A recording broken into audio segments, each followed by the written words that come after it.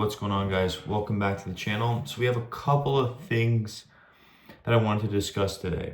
So according to Remax Canada, they believe that the housing market is gearing up for big changes in 2025. So the interest rate cuts that started in late 2024 are expected to bring a lot of activity back into the market. And according to them, the national average home price is going to go up by 5% next year. So they're expecting the real estate market to really pick it up, especially in 33 out of 37 regions that they surveyed.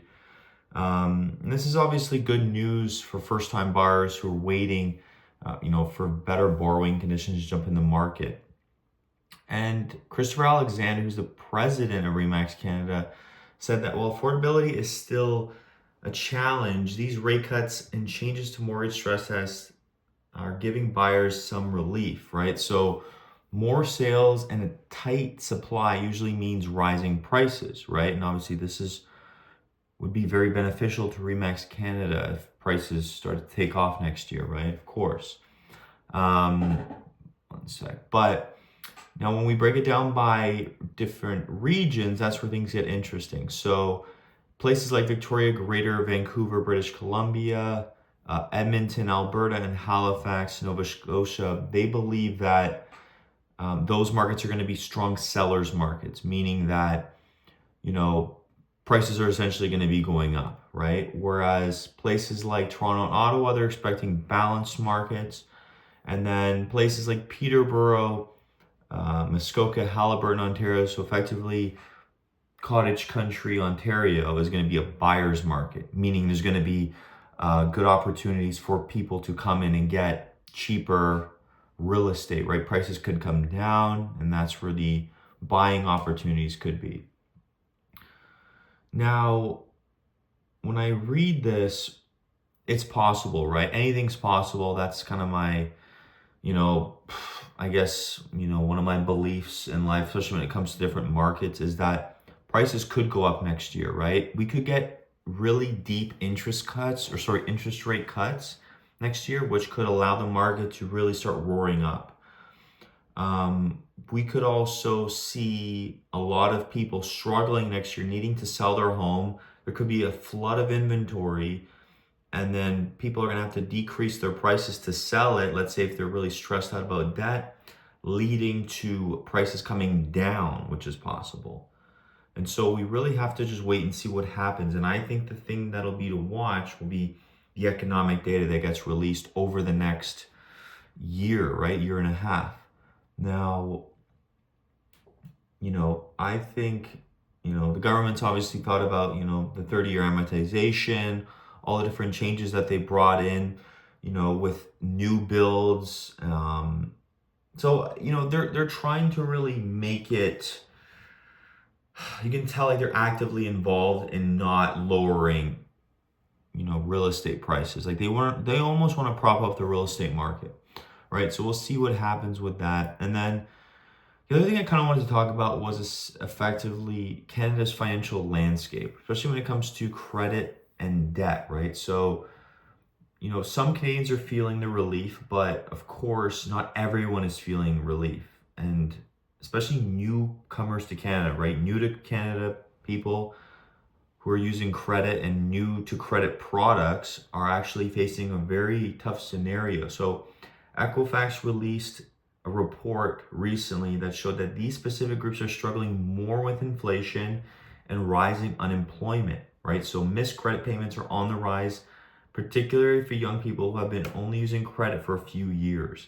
So for example, in the third quarter of this year, about 1 in 22 newcomers or credit newbies missed a payment compared to 1 in 28 at the same time last year. A lot of this ties back to people who entered the credit system around late 2021, early 2022. And now they're feeling the pressure of the tough economy. And so this obviously is not a big surprise to me. Obviously, if you're new to Canada and using credit and you've come to Canada during this very tough economic period, you're going to face tough periods where your credit score is going to be low. You're going to not be able to pay back all of your debt right away. and you're probably going to be under immense stress and pressure.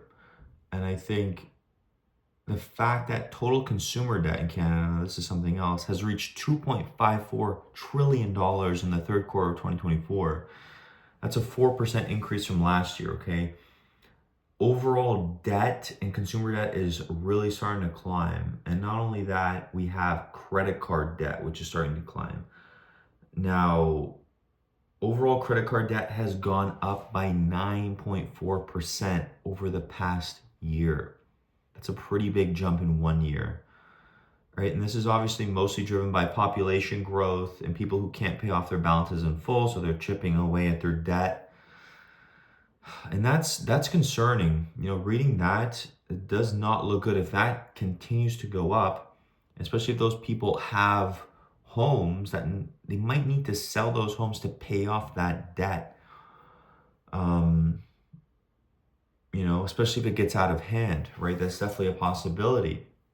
And I think with the holiday season coming up, could get worse for people. So people really need to be mindful of what they're spending on right now, especially as credit card debt continues to rack up, as consumer debt continues to rack up.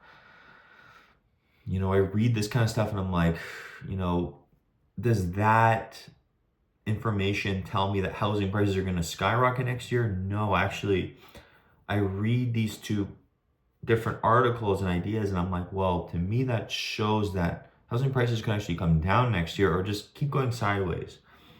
If the sellers and buyers just kind of maintain what they're doing now, we trade sideways for another year or two, and that's really an option that could happen. And I don't think that's necessarily a bad thing. If the housing market continues trading sideways, I don't think it's a bad thing. And I think that, obviously the housing market could go up, down, and sideways. There's only three options, and sideways isn't a bad option. If the housing market goes up, it goes up. If it goes down, it goes down. But if it goes sideways, it allows people to just continue saving, to continue getting into a position or a healthy position to buy, especially as interest rates come down and borrowing becomes cheaper.